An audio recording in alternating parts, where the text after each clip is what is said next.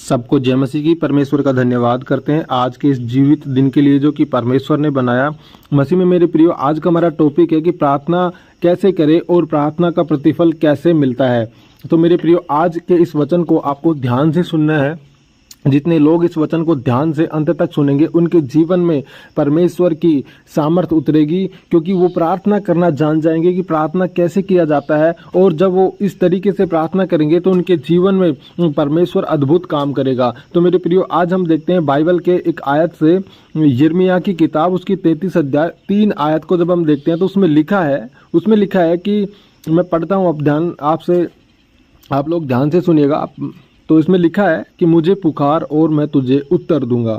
तो मेरे प्रियो, इसका मतलब समझे कि आप क्या कह रहा है वचन, मतलब कि परमेश्वर का वचन क्या कह रहा है, यानी कि परमेश्वर आप लोगों को क्या कह रहा है, हमें क्या बोल रहा है परमेश्वर का वचन कि मुझे पुकार और मैं तुझे उत्तर दूंगा। यानी कि बहुत सारे लोग परमेश्वर को नहीं पुकारते हैं, इस वजह से वो शिकायत करते रहते हैं कि हमें प्रार्थना का उत्तर नहीं मिला है। हम प्रार्थना तो बहुत करते हैं लेकिन हमारी प्रार्थनाओं का प्रतिफल हमें नहीं मिल रहा है। हम क्या करें, हम कैसे करें परमेश्वर के सामने प्रार्थना।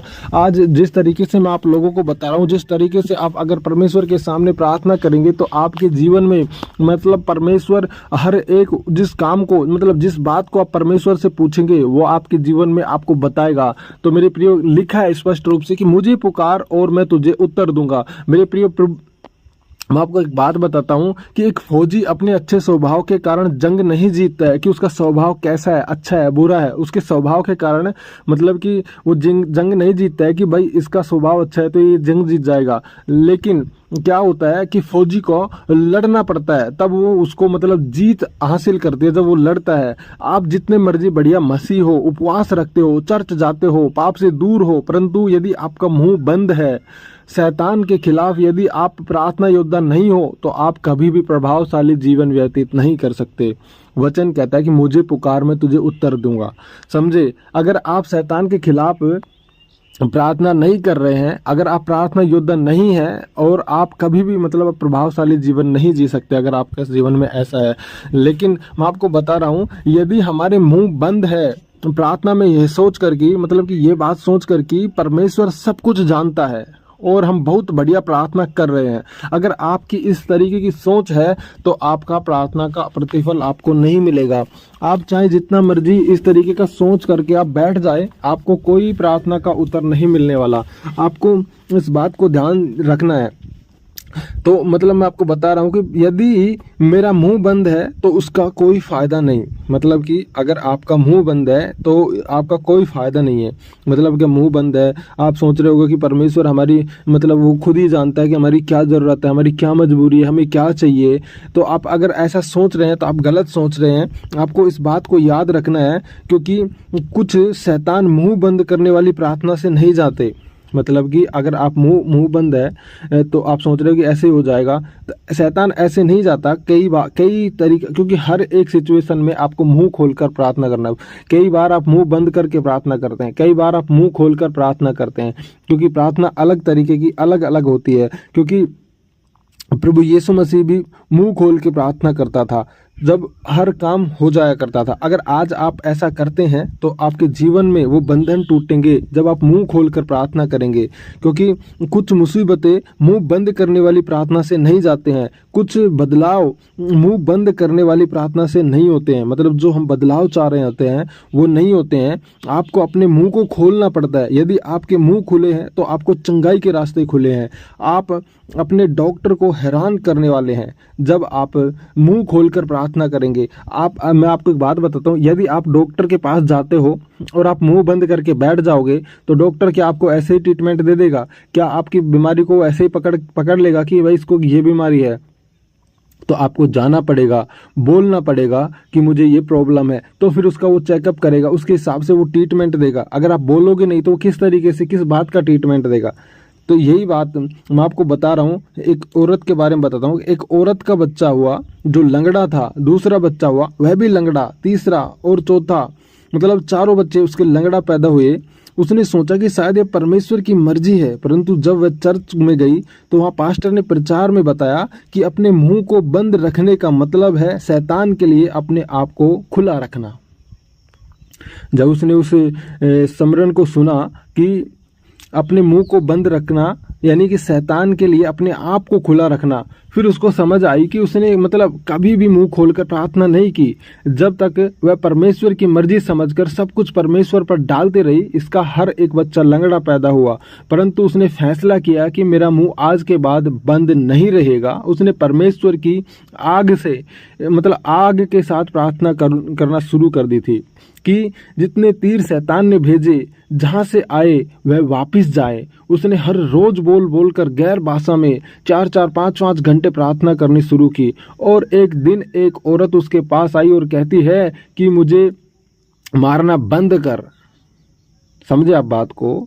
जब वो मुंह खोल कर चिल्ला चिल्ला कर 4-4, 5-5 घंटे बैठकर परमेश्वर के सामने प्रार्थना करने लग गई, एक औरत आती है और उसको बोलती है कि मुझे मारना बंद कर।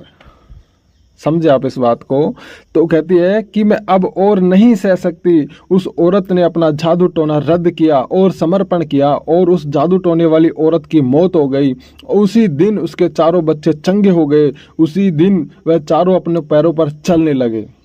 समझे अब आप?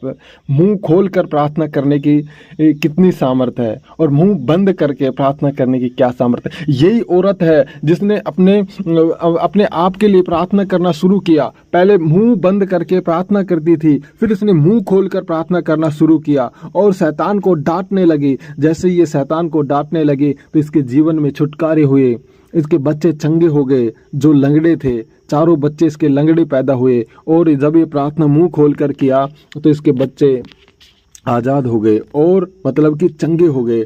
समझ रहे हो इस बात को? तो याद रखें, यदि प्रार्थना में आपका मुंह बंद है तो आपके रास्ते भी बंद है। यदि मुंह खुला है तो फिर आप शैतान को घसीटेंगे और आप विजयी होंगे।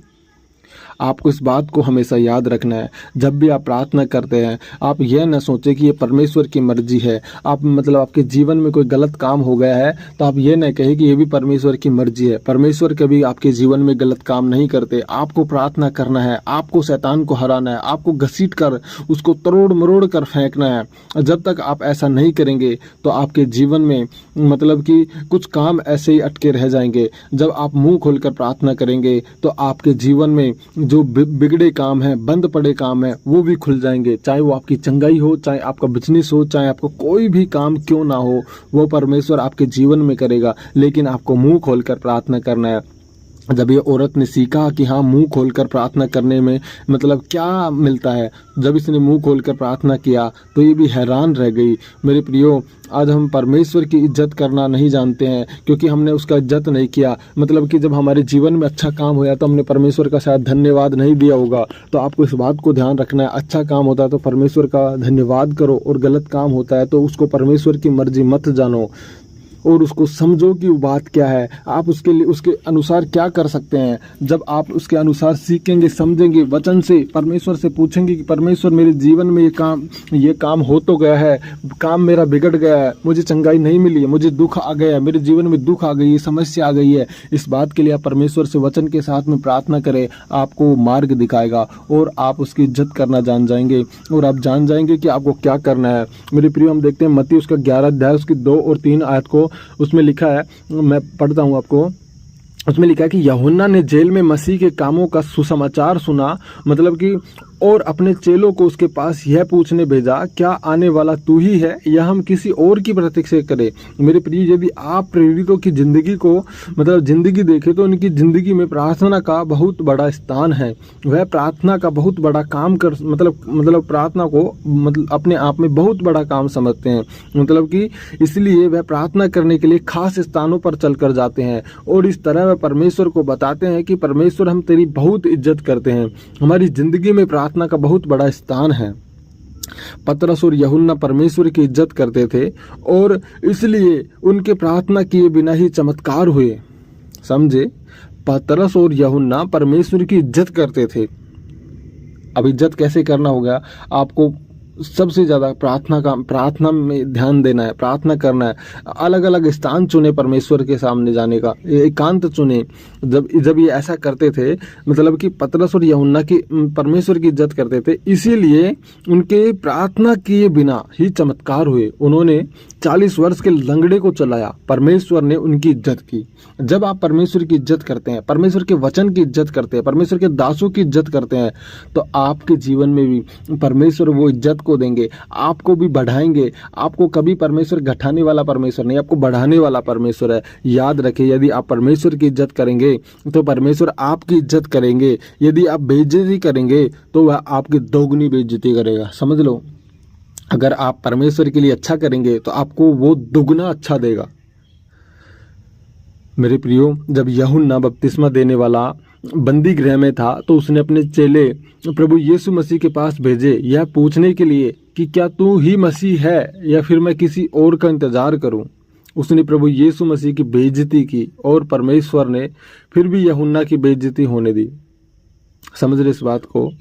एक भविष्यवक्ता का सिर एक नाचने वाली लड़की ने कटवाया। उसकी क्या बेइज्जती नहीं थी? किसने सिर कटवाया? एक नाचने वाली लड़की ने। वो भविष्यवक्ता था, उसको पता था कि प्रभु यीशु मसीह है, लेकिन वो प्रभु यीशु मसीह की बेइज्जती करने के लिए अपने चेलों को भेज रहा है और कह रहा है कि क्या आने वाला तू ही है। उसको तो पहले से पता था कि ये मसीह यही है। पौलुस और सिलास जब जेल में थे तो उनके हाथ पांव में काट ठोक दिए गए, उनको बैंतें मारी गई, उनको मारा गया और थूका गया, फिर भी वे परमेश्वर का धन्यवाद करने लगे। आधी रात को जब परमेश्वर की प्रशंसा आधी रात को परमेश्वर की प्रशंसा की उन्होंने और परमेश्वर की आराधना करने लगे आधी रात में, तो उन्होंने अपने दुख में भी परमेश्वर को इज्जत दी और परमेश्वर का धन्यवाद किया। इसलिए परमेश्वर ने उनको इज्जत दी। उसी समय परमेश्वर ने उनको जेल से छुड़ाया।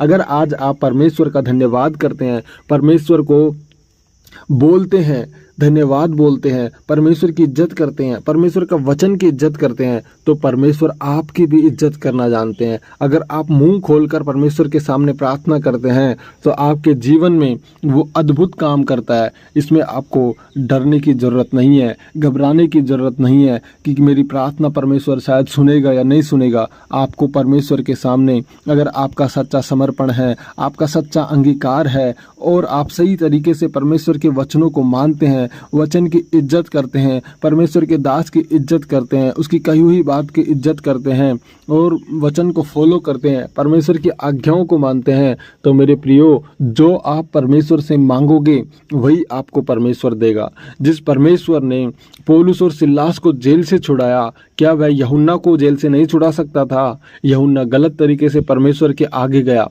तो परमेश्वर की बेइज्जती की, इसीलिए वह मारा गया और बेइज्जत हुआ।